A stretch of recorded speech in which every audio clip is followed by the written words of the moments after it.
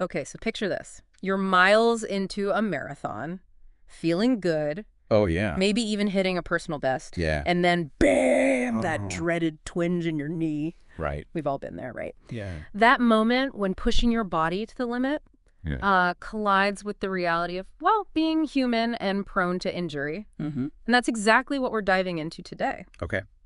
The science behind those aches, pains, and yes, even those heart-stopping pops that can sideline us. Yeah. We're not just talking about avoiding those marathon mishaps, though. Okay. This deep dive is about understanding those everyday injuries, too. From that nagging tennis elbow to that shoulder that just won't cooperate. And to help us unpack all of this, I've got our expert standing by. So before we get into the nitty-gritty of sprains, strains, And everything in between. Okay. Let's start with the fundamentals. Yeah. What exactly is an injury, medically speaking? That's interesting because I think, we tend to think of injuries as these big dramatic events. Yeah. But the truth is, an injury is really any disruption of tissue continuity. Okay. That could be something as small as a blister, talk about disrupting your day, right? Right. Or it could be as complex as a bone fracture. So we're not just talking about bones and muscles here. Not at all. Injury can affect any tissue. Muscles, tendons, skin, ligaments, you name it. Wow. And what's fascinating is that regardless of what tissue is involved, Okay. our bodies have a pretty standard response to any injury. Inflammation. Okay, let's unpack that a bit. Sure. What's actually going on in our bodies when we get injured? And how does inflammation play into that? So imagine this. You trip and sprain your ankle. Ouch. Ouch, right. In that very moment, Yeah. there's a flurry of activity happening on a cellular level. Oh, wow.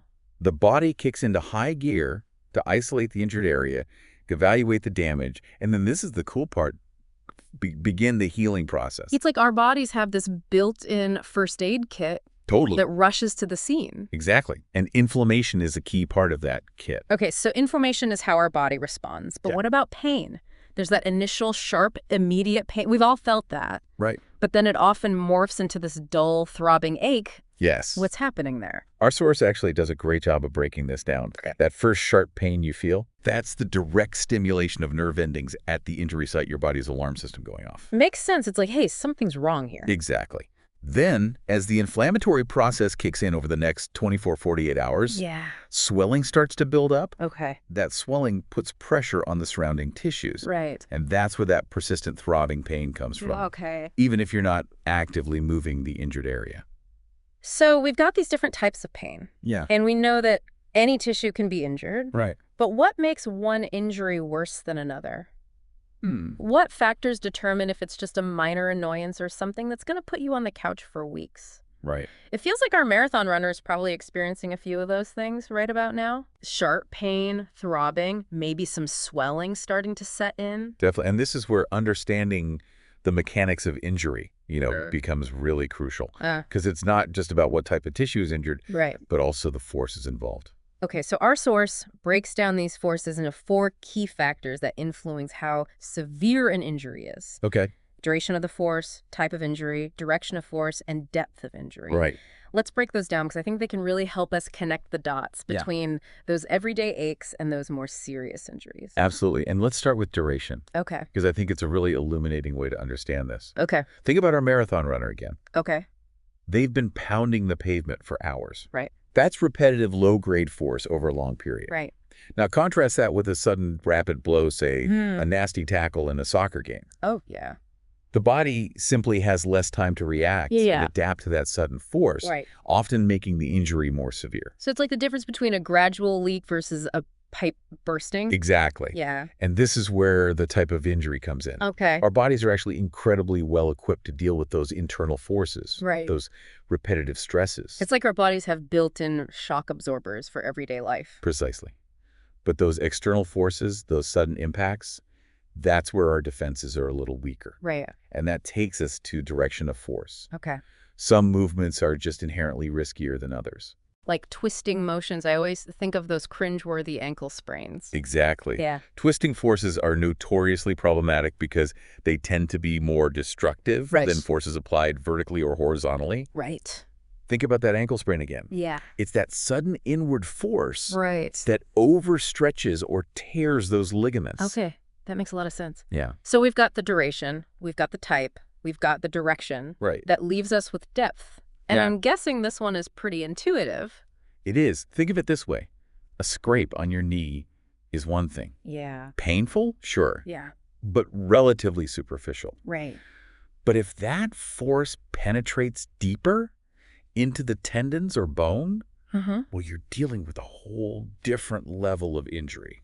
So we're talking about layers here. Yeah. The deeper the injury goes, the more serious it tends to be. Exactly. Okay, so we've got this framework for understanding injury severity. Yeah. But let's bring it back to those common sports injuries we hear about all the time. Right. Strains, sprains, tendinitis. Right. What are those, really? And how do they fit into everything we've talked about so far? Great question. And I think it's important to define these because they're often used interchangeably. Yeah. That can be confusing. Because knowing what you're dealing with is the first step to treating it properly. Exactly. Yeah. So let's start with strains and sprains. People mix these up all the time. I know, I do. The key is to remember that a strain is an injury to a muscle or a tendon. Okay. Think of it like overstretching or even tearing those fibers. Right. A sprain, on the other hand, is an injury to a ligament. Okay. That tough fibrous tissue that connects bones to each other at a joint. So pulling a hamstring while sprinting would be a strain because it involves that muscle. You got it. Yeah. And that ankle sprain we keep coming back to, that's a classic example of a ligament injury. Right. Because those twisting forces affect the ligaments that hold those ankle bones together. Okay, that makes perfect sense. Yeah. Now, what about tendinitis? I feel like that's one of those injuries that can really linger. It absolutely can. Yeah. Tendinitis is essentially inflammation or irritation of a tendon. Right. And it often rears its ugly head because of overuse or repetitive motions. So our marathon runner pushing through the pain that could lead to tendinitis. Potentially. Think tennis elbow, Achilles tendinitis. Right. These are all those nagging overuse injuries that can really sideline you. Yeah. And they tend to be stubborn. Right. Because tendons have a relatively poor blood supply compared to muscles. Okay. Which can slow down the healing process. So it's like we expect our bodies to just bounce back. Right. But there's this whole world of biological processes happening behind the scenes that determine how quickly and effectively we heal. Exactly.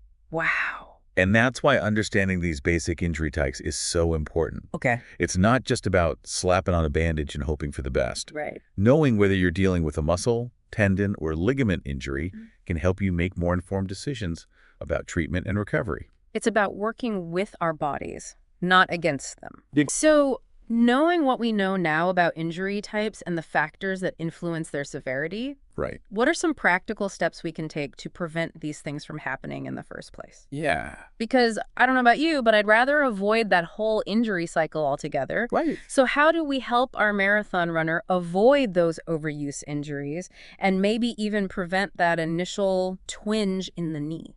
Well, a lot of it boils down to respecting those incredible biomechanical forces we've been talking about. Right. And that starts with something we hear all the time, but often rush through: warming up. Okay. But not just going through the motions, right? Right. I'm guessing there's a strategy to it. Absolutely. Yeah. It's not just about getting your heart rate up. A good warm-up primes your muscles and tendons for the very specific demands of your workout. Whether that's running, weightlifting, or even just a brisk walk. Right. It's about gradually increasing blood flow to those tissues, making them more pliable and less susceptible to those sudden forces we talked about earlier. So dynamic stretches that mimic the movements we'll be doing. Yeah. As opposed to just holding a static stretch. Right. Like leg swings for runners or arm circles for swimmers. You got it. And here's the thing, a proper warm-up isn't just about preventing those acute in-the-moment injuries. Okay. It's also crucial for warding off those overuse injuries like tendinitis. Because you're gradually preparing those tendons for the work ahead. Yeah. It's like sending in the reinforcements before the battle. That's a great way to put it. Yeah. Okay, so we've warmed up properly. What else can we do to minimize our risk? Yeah. This one might seem obvious, but proper technique is huge. Oh, absolutely. Yeah. I'm thinking back to my early days in the gym. Probably lifting with all the wrong form. We've all been there. But seriously, so many injuries stem from poor biomechanics. Right. Whether it's incorrect running form, sloppy squats, or even just hunching over our computers all day. These things create imbalances and put undue stress on our joints and tissues. So investing in a coach or trainer who can really analyze your form. Yes. Could be a game changer in the long run. 100%. They can help you move in a way that minimizes strain and maximizes efficiency. Right. Which benefits both performance and injury prevention. Right. And finally, don't underestimate the power of rest and recovery. Okay, so this is where I tend to struggle. Yeah. It's easy to get caught up in the momentum, to feel like pushing harder is always better. I get it. That feeling of accomplishment is addictive. But it's crucial to remember that rest isn't just about lounging around. Right. It's an essential part of the training process. Right. It's during those periods of rest that our bodies repair those microscopic tears that happen during exercise, rebuilding our muscles and tendons stronger than before. So we're talking about sleep, obviously, but also things like active recovery. Yes. Gentle movement that gets the blood flowing without stressing the body. Exactly. Yeah. Think gentle walks, swimming, yoga, anything that feels restorative. Right. And incorporating things like foam rolling and massage can be incredibly beneficial too. Okay. They can help address muscle imbalances and prevent those compensation patterns that often lead to injury down the line. This has been such an eye-opening deep dive. I feel like I've always had this vague understanding of injuries. Right. But now I see them in a whole new light. Yeah. It's amazing how much we don't know about our own bodies. Right. And how they respond to physical stress. Yeah, it's fascinating. So as we wrap up, what's the one key takeaway you hope our listeners walk away with? It's easy. Knowledge is power. Right. By understanding the mechanics of injury, the different types, and the factors that influence their severity, Right. we can make more informed decisions about how we move, train, and care for our bodies. Right. We're not invincible, but we can definitely stack the odds in our favor. I love that.